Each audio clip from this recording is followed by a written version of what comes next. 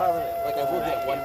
Our camera was rolling and happened to capture the tornado siren sounding in a DuPage County forest preserve this morning. Among those hearing it, Megan Brazier and her 11-year-old daughter Willow.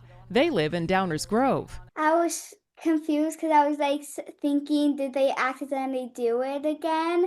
Because it was not storming outside. DuPage County, we need to talk. Megan is a content creator. She posted this video on Facebook. I just feel like this is not something we should be playing around with right now, especially because we've had so many severe storms come through and loss of life and property. And I worry that in the future that no one takes it seriously anymore. You know, it's just like becomes a joke. And Megan isn't alone. We spoke to people living in Villa Park, wondering if the next time they hear a siren, is it going to be a warning of real danger or a false alarm? Looking outside, do I do anything? And I just sort of decided to ignore it.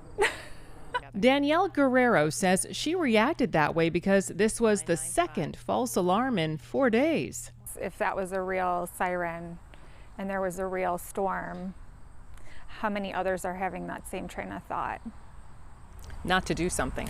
Exactly. CBS News Chicago meteorologist David Yeoman says sirens are the only way some people receive warnings. A lot of people rely on these sirens to wake them up if there is an emergency. DuPage Public Safety Communications oversees the sirens for 45 police and fire agencies in DuPage and small portions of surrounding counties.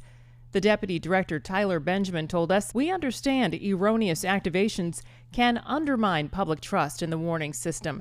It is still important for the public to take shelter and turn to a news source in the event of a siren activation." Benjamin also told us on August 18th there was an accidental siren activation during a planned test.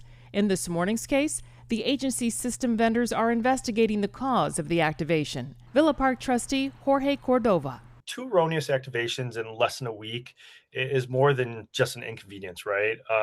These are emergency warning systems that residents need to be able to trust. Villa Park resident Jessica Vandernald echoes Cordova's sentiment. I hope they can figure it out soon so that people don't accidentally, the next time it is real, think that they shouldn't go to the basement or go to somewhere safe. In Villa Park, Suzanne Lemignot, CBS News, Chicago.